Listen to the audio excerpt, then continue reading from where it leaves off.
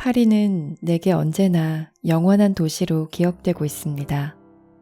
어떤 모습으로 변하든 나는 평생 파리를 사랑했습니다.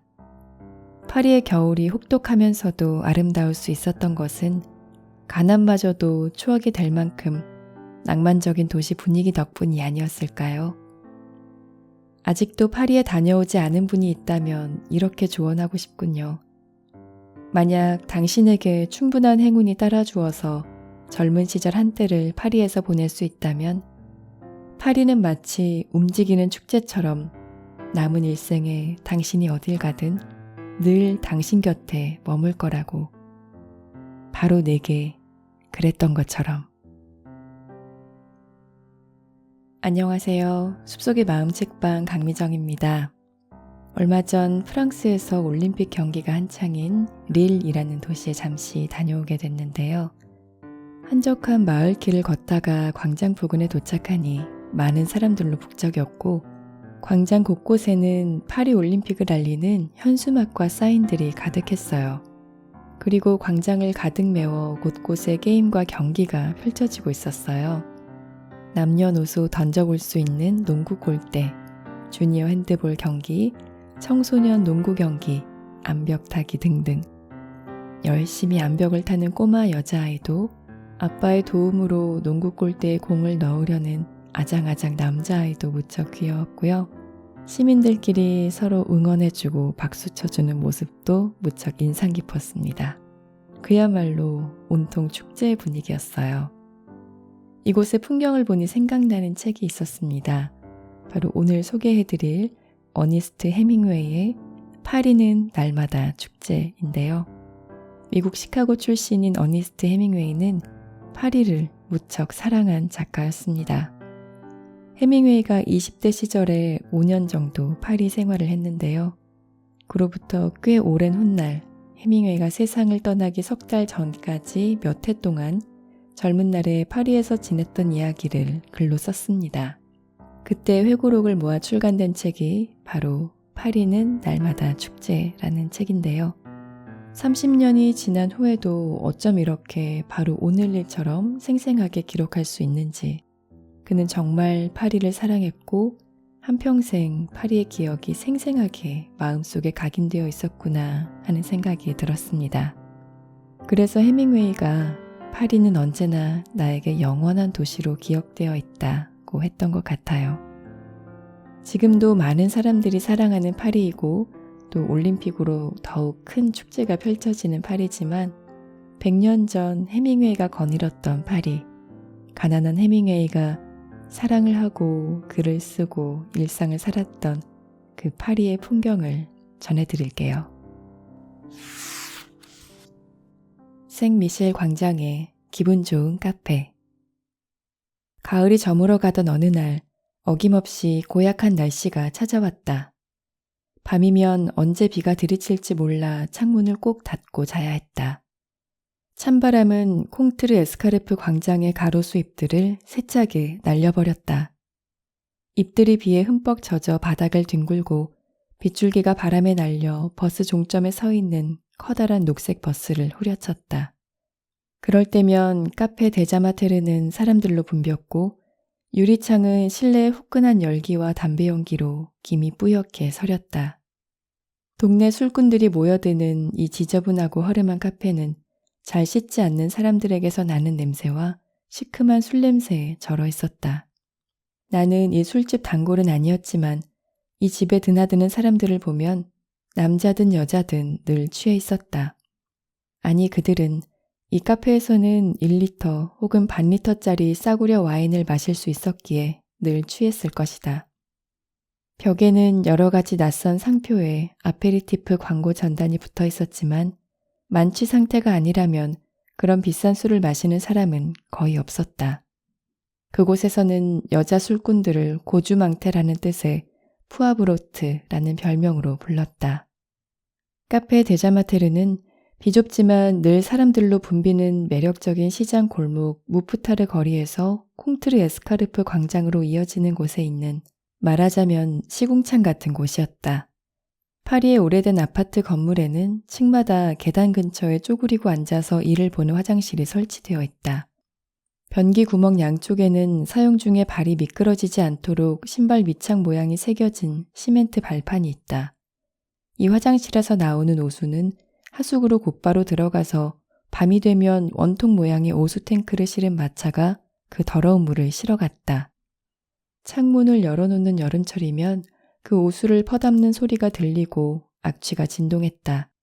갈색과 짙은 황색 페인트가 칠해진 수레가 원통 모양의 오수 탱크들을 싣고 달빛 아래서 카르디날 르무안 거리를 지나는 광경은 마치 브라크 그림의 한 장면 같았다. 그러나 이 오수를 치우듯이 카페 데자마테르의 손님들을 치우는 사람은 아무도 없었다. 술 손님들이 악취를 풍기며 끊임없이 드나드는 카페 벽에는 공공장소에서 술 주정하는 사람을 처벌한다는 정부의 경고문이 누렇게 변색된 채 지저분하게 붙어 있었지만 거기에 신경 쓰는 사람은 아무도 없었다. 겨울 들어 처음으로 찬비가 내리면서 도시의 온갖 서글픔이 느닷없이 모습을 드러냈다. 거리를 산책하며 바라봐도 이제는 높고 산뜻한 건물의 지붕이 눈에 잘 들어오지 않았고 보이는 것이라고는 비에 젖은 음울한 거리와 작은 상점들, 약초가게, 문구점, 신문 판매점, 조산원, 그리고 베를렌이 숨을 거둔 곳이며 내가 꼭대기층에 방 하나를 빌려 작업실로 쓰고 있는 호텔에 굳게 닫힌 대문뿐이었다. 꼭대기층에 내 작업실에 가려면 6개인지 8개인지 계단을 올라가야 했다. 실내는 몹시 추웠다. 그러나 잔가지 한 다발과 연필 반토막 길이의 관솔 불쏘시개 3묶음, 그리고 방을 데울 만큼 불을 피우는 데 필요한 장작 한 단을 사려면 꽤 많은 돈이 필요했다. 나는 호텔 앞길 건너편에 서서 어느 방 굴뚝에서 연기가 나는지 또 그 연기가 어느 쪽으로 날리는지 보려고 빗속에서 지붕을 올려다보았다. 그러나 연기가 올라오는 굴뚝은 없었다. 굴뚝은 무척 차가울 테고 그 차가운 굴뚝이 연기를 제대로 빨아들이지 못하면 방은 연기로 가득 차서 땔감과 돈만 낭비하리라 생각하며 나는 쏟아지는 빗속에서 발길을 돌렸다. 앙리 4세 고등학교와 오래된 생테티엔 디몽 교회, 그리고 바람이 휘몰아치는 팡테온 광장을 지나 오른쪽으로 돌아 마침내 생미셸 대로로 나갔다. 그리고 클리니와 생제르맹 대로를 지나 마침내 내가 잘 아는 생미셸 광장의 멋진 카페로 들어갔다. 그곳은 따뜻하고 깨끗하고 친절하고 기분 좋은 카페였다. 나는 비에 젖은 내 낡은 외투를 말리려고 옷걸이에 걸어놓고 역시 비에 젖은 오래된 내 중절모를 긴 의자 위에 있는 모자걸이에 걸어놓은 다음 웨이터에게 카페오레 한 잔을 주문했다. 그리고 상의 주머니에서 공책과 연필을 꺼내 글을 쓰기 시작했다. 미시간에서 있었던 일에 대한 글이었는데 그날도 황량하고 춥고 바람 불던 꼭 오늘처럼 고약한 날씨였다. 나는 소년기와 청년기를 거치면서 이런 늦가을 험한 날씨를 여러 차례 겪었다. 그런 경험을 글로 옮기기에 다른 어떤 것보다도 적합한 장소가 따로 있다는 것을 나는 알고 있었다. 그것은 일종의 옮겨심기였다. 식물과 마찬가지로 인간에게도 그런 옮겨심기가 필요할지도 모른다. 어쨌든 소년들이 술을 마시는 대목을 쓰다 보니 나도 한잔 하고 싶은 마음이 생겨 결국 세인트 제임스 럼주를 주문했다. 추운 날 마시는 럼주는 맛이 그만이다. 기분이 좋아진 나는 그 마르티니크산 고급 럼주가 내 몸과 마음을 따뜻하게 녹여주는 것을 느끼며 글쓰기를 계속했다. 한 여인이 카페로 들어와 창가의 테이블에 홀로 앉았다. 그녀는 무척 아름다웠다.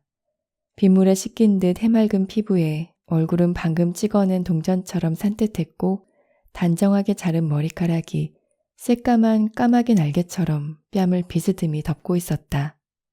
나는 그녀를 바라보았다. 그녀의 존재는 내 집중력을 흩어놓고 마음을 설레게 했다. 내가 지금 쓰고 있는 글에 혹은 다른 글에라도 그녀를 등장시키고 싶었지만 거리와 카페 입구가 잘 보이는 방향으로 앉아있는 것으로 보아 누군가를 기다리고 있음이 분명했다. 나는 다시 글쓰기를 계속했다. 연필이 저절로 종이 위에 글을 써나가고 있었고 나는 그 흐름을 따라잡느라 애를 먹었다.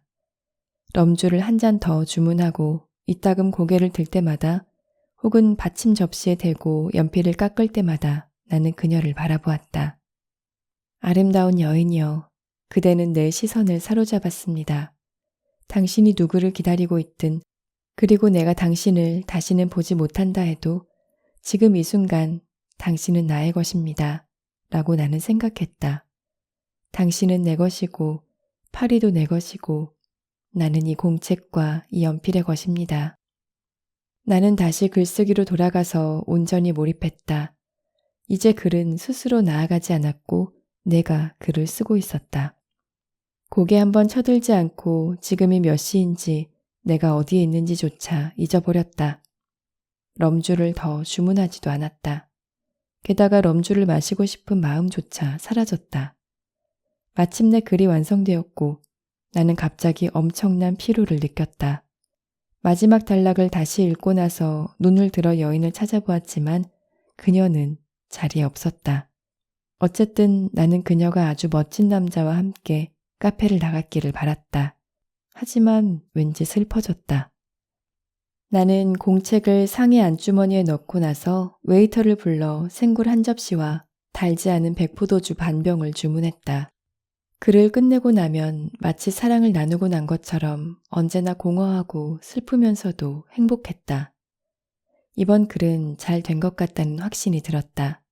다음날 다시 읽어봐야 얼마나 좋은 글인지 알게 되겠지만 약한 금속 맛과 함께 바다 냄새가 물씬 풍기는 생굴을 먹으면서 금속 맛이 차가운 백포도주에 씻겨 나가고 혀끝에 남는 바다 향기와 물기를 많이 머금은 굴의 질감이 주는 여운을 즐기는 동안 그리고 굴 껍데기에 담긴 신선한 즙을 마시고 나서 상쾌한 백포도주로 입을 헹구는 동안 나는 공허감을 털어버리고 다시 기분이 좋아져서 계획을 세우기 시작했다. 이제 날씨가 고약한 계절이 돌아왔으니 우리는 잠시 파리를 떠나 다른 곳, 이 정떨어지는 찬비 대신에 소나무 사이로 내리는 눈이 거리와 언덕과 높은 산을 덮어서 우리가 저녁 산책에서 돌아올 쯤이면 발밑에서 뽀드득거리는 소리를 들을 수 있는 곳으로 떠나야 했다. 알프스의 레자방 근처에 우리가 함께 책도 읽고 밤에는 창문을 열어둔 채 따뜻한 침대에 들어가 하늘에 반짝이는 별을 올려다볼 수 있는 통나무 집이 하나 있었다. 나는 그곳으로 가려는 계획을 세우고 있었다. 호텔에 얻어둔 작업실에서 철수하고 나면 카르디날 르무안 거리 74번지에 있는 아파트에 얼마 안 되는 집세만 내면 될 것이다. 나는 토론토 신문사에 보낸 기사의 원고료가 오기를 기다리고 있었다. 기사는 어디서든 어떤 상황에서든 쓸 수 있으니 우리가 여행 중에 쓸 돈을 마련할 수 있었다. 내가 파리에서 미시간에 대한 글을 썼듯이 파리를 떠나서도 파리에 대한 글을 쓸 수 있으리라 생각했다. 그러나 내가 파리에 대해 아직 충분히 알지 못하는 상태여서 그것은 너무 성급한 판단일 수도 있었지만 나는 모든 일이 잘 풀리리라 믿었다. 어쨌든 아내만 좋다면 우리는 떠날 것이다. 굴 요리에 백포도주를 곁들인 식사를 마치고 밖으로 나온 나는 파리의 이 고약한 날씨가 그저 다른 지역과 다를 바 없는 어느 지역의 날씨일 뿐 내 인생을 바꿔놓을 만한 사건은 아니라고 생각했다. 나는 파리의 찬비를 맞으며 몽타뉴 생트 주누비의 언덕에 있는 내 아파트를 향해 걸었다. 정말 멋진 계획이에요, 타티. 아내가 말했다. 내 계획을 들은 아내는 마치 값비싼 선물이라도 받은 것처럼 그 사랑스러운 얼굴에 활짝 미소를 지으며 눈을 빛냈다. 우리 언제 떠나요? 당신이 원하면 언제든지. 아, 난 당장 떠나고 싶어. 내가 이렇게 말할 줄 몰랐죠? 우리가 돌아올 쯤이면 파리 날씨도 맑고 쾌청해지겠지. 비만 오지 않는다면 추위도 견딜만 하겠는데. 그렇게 될 거예요. 그녀가 말했다. 그런 계획을 세우다니 당신 정말 멋져요. 셰익스피어 앤 컴퍼니 서점. 그 무렵 무척 가난했던 나는 오데온 거리 12번지에 있는 실비아 비치의 대여점 셰익스피어 앤 컴퍼니에서 책을 빌리곤 했다. 겨울이 되면 찬바람이 휘몰아치는 쌀쌀한 거리에 있는 그 서점에서는 지나간 사람들을 위해 입구에 커다란 난로를 피워놓았다. 따뜻하고 쾌적하고 멋진 곳이었다. 실내에는 탁자들이 놓여있고 선반에는 책들이 가득 차 있었으며 유리 진열장에는 신간 서적들을 전시해 놓았다. 벽에는 생존해 있거나 이미 작고한 유명한 작가들의 사진이 걸려 있었다. 사진은 모두 스냅 사진인 듯 했는데 작고한 작가들도 한창 나이의 사진에서는 여전히 살아있는 사람들처럼 보였다. 실비아는 생기 있는 갸름한 얼굴에 작은 동물에게서 볼 수 있는 활기와 어린 소녀 같은 명랑함이 깃든 갈색 눈동자가 매우 인상적이었다. 그리고 아름다운 이마가 돋보이게 뒤로 빗어넘긴 숱 많은 갈색 곱슬머리는 갈색 벨벳 상의 깃을 스칠 정도의 길이로 귀 밑에서 단정하게 잘려 있었다. 그녀는 다리도 예쁘고 친절하고 상냥하고 모든 이에게 관심을 보였고 유머가 있고 사람들과 수다 떨기를 좋아했다. 그녀는 그때까지 알고 지내던 그 누구보다도 내게 친절했다. 처음 그 서점에 들어갔을 때 나는 몹시 기가 죽어 있었다. 당시 내 수중에 있는 돈으로는 그곳에 등록할 보증금조차 낼 수 없는 형편이었다. 실비아는 내게 도서카드를 건네주면서 보증금은 언제든 돈이 생길 때 내면 된다고 했다. 그리고 그 전에라도 내가 원하는 책이 있으면 얼마든지 빌려가도 된다고 했다. 그녀가 나를 믿을 이유는 전혀 없었다. 그녀는 나와 생면부지였고 내가 그녀에게 준 주소, 즉 카르디날 르무안 거리 74번지보다 더 가난한 동네는 찾기 어려울 터였다. 그럼에도 실비아는 나를 더할 나위 없이 유쾌하고 매력적이고 호의적으로 대했다. 그녀가 앉아있는 자리 뒤편 벽면에는 천장까지 선반이 설치되어 있었고 안마당으로 통하는 서점 내부 깊숙한 복도에도 선반이 설치되어 멋진 장서들이 빼곡히 들어차 있었다.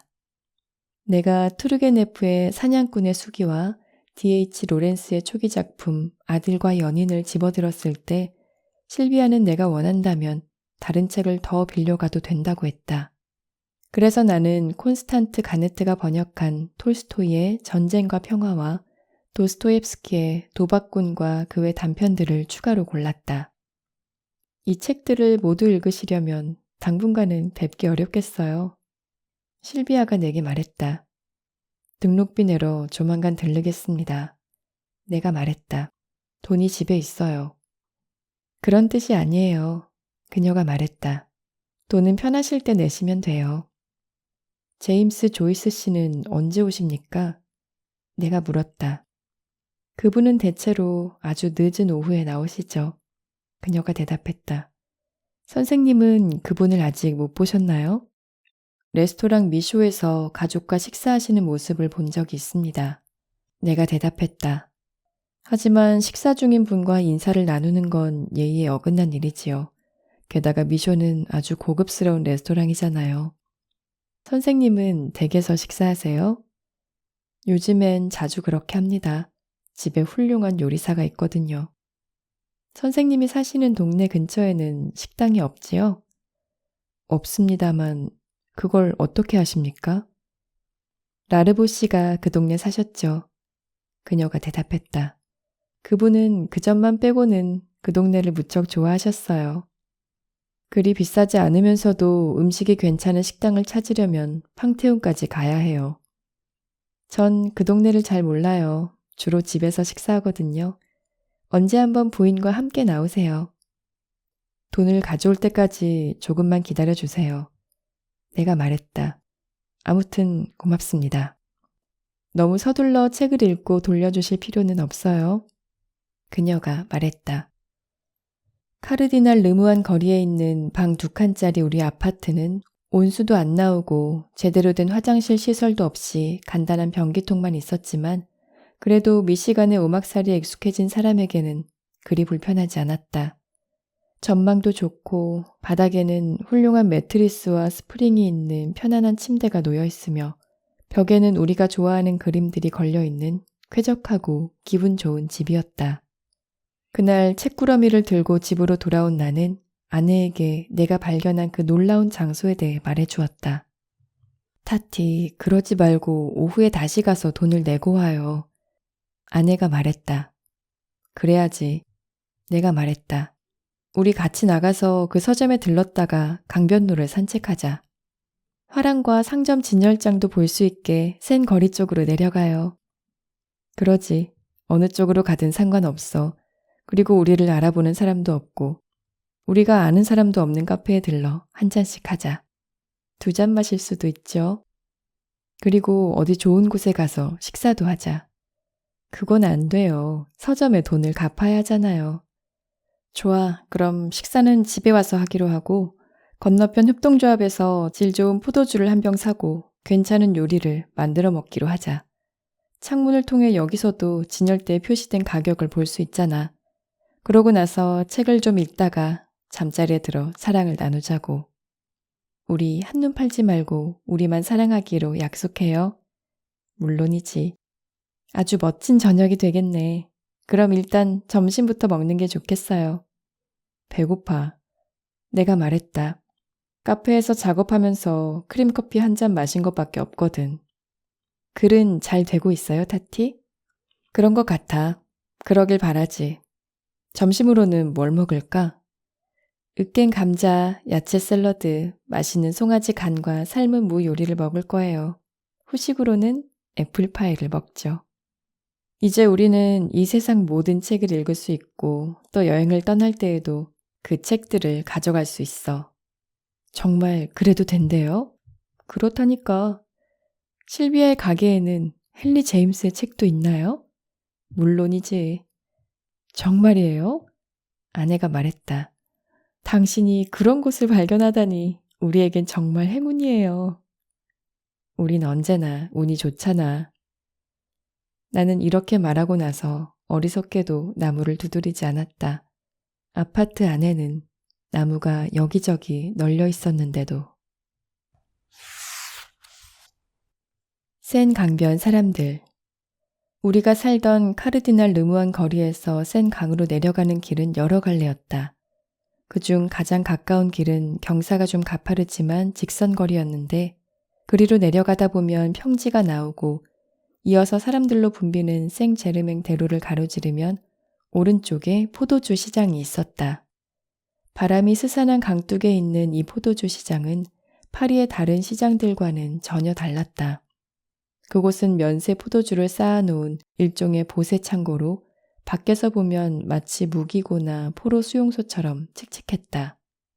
센 강의 지류 건너편에는 좁은 골목길과 아름답고 오래된 집들이 높이 들어선 생루이 섬이 있다. 그곳으로 곧바로 가는 길도 있고 왼쪽으로 돌아서 생루이 섬 맞은편에 있는 노트르담 대성당과 시테섬을 마주보며 강을 따라서 가는 길도 있다. 강변의 노점 책방에는 최근 미국에서 간행된 책들을 가끔 터무니없이 싼 값으로 구할 수 있었다.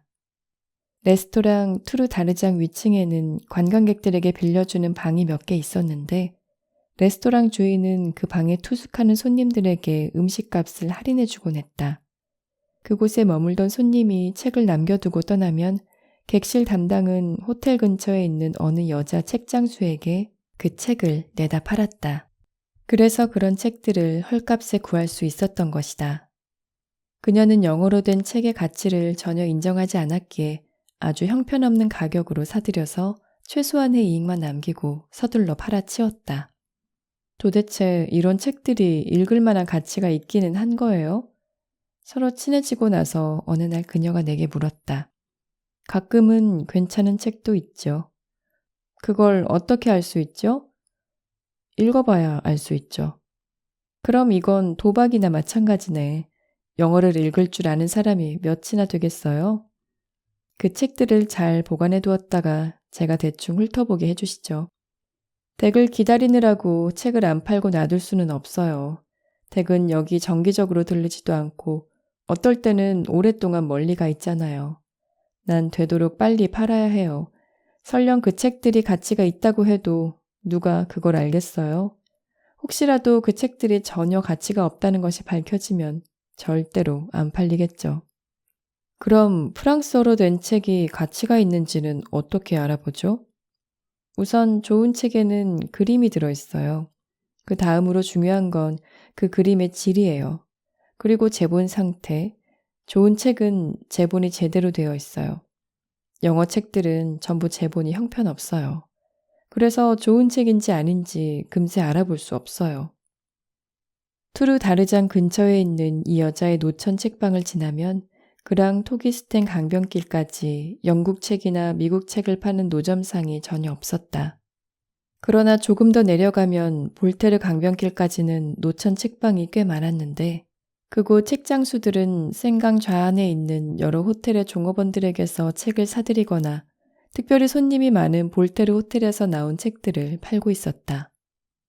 하루는 나와 친구가 된 또 다른 여자 책장수에게 혹시 책 주인에게서 직접 책을 산 적은 없느냐고 물어보았다. 없어요.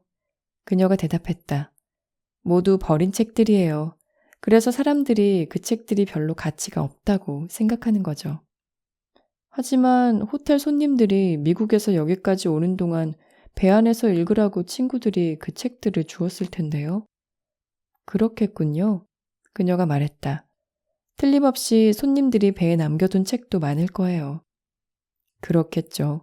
내가 말했다. 여객선 선주들이 책들을 잘 보관하고 있다가 다시 재본해서 배에 훌륭한 도서관을 만들 수도 있을 텐데. 그거 아주 좋은 생각이군요. 그녀가 말했다. 적어도 그 책들은 훌륭하게 재본되겠죠. 요즘은 그런 좋은 책들만 값이 나간답니다. 글을 한 편 완성했을 때 혹은 뭔가 참신한 아이디어를 얻고자 할 때 나는 센 강변을 거닐곤 했다. 산책하거나 뭔가에 열중하거나 자기 일에 몰두한 사람들을 지켜보고 있노라면 생각이 훨씬 잘 떠올랐다. 앙리 4세 동상이 있는 다리 폭네프 아래 시태섬 끝자락이 뾰족한 뱃머리 모양으로 끝나는 지점 강변에는 커다랗고 아름다운 마로니의 나무들이 서 있는 작은 공원이 있다. 그 옆에 급류를 이루거나 역류를 만들며 유유히 흐르는 센 강변에는 낚시하기에 좋은 장소가 여럿 있었다. 사람들은 계단을 통해 공원으로 내려가서 낚시꾼들이 그곳이나 다리 아래 자리를 잡고 앉아 낚시질하는 모습을 구경하곤 했다. 수심에 따라 물고기가 많이 모이는 장소가 있었는데 낚시꾼들은 접이식 낚싯대와 가느다란 낚싯줄, 조명 등 동물뼈로 만든 찌를 가지고 용쾌도 고기가 잘 무른 지점을 골라 낚싯대를 들이웠다. 그들은 언제나 뭔가를 잡아 올렸다. 모샘치라는 물고기를 꽤 많이 잡은 솜씨 좋은 낚시꾼들도 종종 보였다. 모샘치는 통째로 튀기면 맛이 아주 좋아서 나는 한꺼번에 몇 접시나 먹어 치우기도 했다. 살이 많고 단맛이 나며 정어리보다 훨씬 맛있는 모샘치는 전혀 느끼하지 않아서 아내와 나는 아무것도 버리지 않고 통째로 먹곤 했다. 모샘치 튀김을 맛보기에 좋은 장소 중 하나는 밤이동 근처 강변에 있는 한 노천 식당이었다. 우리 동네를 벗어나 조금 멀리 갈 만한 돈이 생기면 우리는 그 식당에 들르곤 했다. 사람들은 그곳을 기적의 낚시라고 불렀다. 거기서 우리는 기가 막히게 맛이 좋은 위스카드 백포도주를 마실 수 있었다. 그 식당은 모파상의 소설에 나올 법한 곳이었고 강 쪽으로는 알프레드 시슬레의 그림에서 본 듯한 풍경이 펼쳐졌다. 그러나 모샘치 튀김을 맛보려고 꼭 그 먼 곳까지 갈 필요는 없었다. 생루이 섬에도 모샘치를 맛있게 튀겨내는 식당이 여럿 있었기 때문이다. 나는 생루이 섬과 베르갈랑 광장 사이에 있는 센 강변에서도 특히 물고기가 많이 모이는 곳을 찾아 낚시질하는 사람들을 많이 알고 있었다. 날씨가 맑은 날이면 나는 포도주 한 병과 빵 한 조각, 그리고 소시지를 사들고 강변으로 나가 햇볕을 쬐면서 얼마 전에 산 책을 읽으며 낚시꾼들을 구경하곤 했다.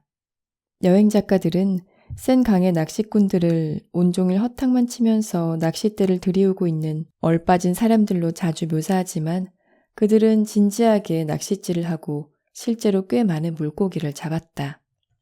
그들은 대부분 인플레 때문에 연금의 실질 가치가 형편없이 떨어지는 줄도 모르고 있는 소액연금 생활자들이거나 휴가의 한나절이나 반나절을 그곳에서 보내는 낚시광들이었다. 물고기들은 센 강과 마른 강의 합류 지점인 샤랑통이나 파리의 양쪽 끝 지점에서 많이 잡혔으나 파리 시내에서도 낚시가 꽤 잘 되었다. 나는 낚시 장비가 없었기에 직접 할 수도 없었지만 그보다는 에스파냐에서 낚시를 하며 즐기기 위해 돈을 모으는 쪽을 택했다. 그뿐 아니라 당시 나는 언제 파리 근무를 끝낼지 그리고 언제 파리를 떠나게 될지도 알 수 없었기에 좋고 나쁜 시기가 있는 낚시에 취미를 붙이고 싶지 않았다. 그럼에도 나는 낚시꾼들을 주의 깊게 관찰했다. 낚시질은 흥미롭고 유일한 취미였으며 한편으로는 도시에서 열심히 그리고 진지하게 낚시질을 하여 맛있는 튀김거리를 가지고 집으로 돌아가서 가족과 함께 먹는 사람이 있다는 사실을 아는 것만으로도 기분이 흐뭇했다.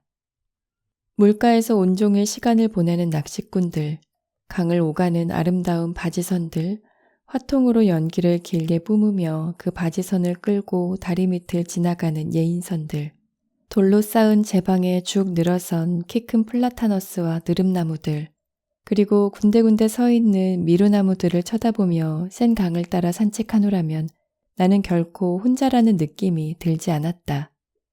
그토록 많은 나무가 있는 파리에서 우리는 하루하루 가까워지는 봄을 눈으로 확인할 수 있었으며 어느 날 밤 따뜻한 바람이 불더니 다음 날 아침 봄이 갑자기 눈앞에 와 있음을 실감하곤 했다. 그러나 가끔 엄청나게 내리는 찬비가 오는 봄을 막아서 봄이 결코 오지 않을 것 같은 기분이 들기도 했고 그래서 우리가 인생에서 한 계절을 잃어버리는 듯한 아픔을 느끼기도 했다.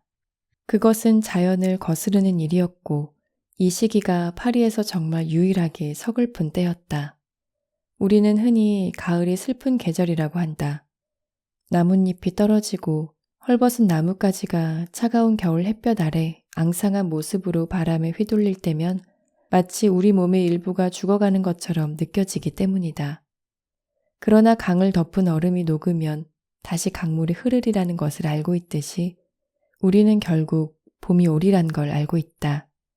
만약 차가운 비가 고집스럽게 계속 내려서 봄이 오지 못하게 밀쳐낸다면 우리에게 그것은 마치 한 젊은이가 아무 이유 없이 죽임을 당하는 것과 마찬가지였다. 당시에도 언제나 봄은 끝내 찾아오고야 말았지만 봄이 오지 못할 뻔했다는 생각만으로도 끔찍한 기분이 들곤 했다. 네, 오늘 낭독은 여기까지입니다. 파리의 어둡고 혹독한 겨울 풍경이 그려지기도 하고 가난하게 글 쓰는 청년 해밍웨이의 모습이 생생하게 그려지기도 했습니다. 저도 예전에 셰익스피어 앤 컴퍼니 서점을 찾아가 본 적이 있었는데요. 오랜 책이 가득 채워져 있는 모습이 예뻐서 사진을 찍다가 사진 촬영 금지라고 제지를 당했었어요. 관광지가 된 그곳이 예전에는 인심 좋게 책도 공짜로 빌려주는 해밍웨이를 행복하게 해주는 서점이었구나 싶어서 저도 마음이 푸근해졌습니다. 해밍웨이는 파리의 겨울이 혹독하면서도 아름다울 수 있었던 것은 가난마저 추억이 될 만큼 낭만적인 도시 분위기 덕분이 아니었을까요? 라고 한 인터뷰에서 이야기한 적이 있었는데요. 파리를 얼마나 사랑하고 좋아했는지 알 것 같습니다. 이 책은 뒷부분 60페이지 정도의 해밍웨이의 상세한 연대기와 재미있는 스토리가 70여 장의 사진과 함께 실려 있어요. 저도 몰랐던 해밍웨이에 대해서 많이 알게 됐는데요. 해밍웨이의 삶이 궁금하신 분들은 함께 보셔도 좋을 것 같습니다. 오늘도 숲속의 마음 책방에 찾아주셔서 고맙습니다.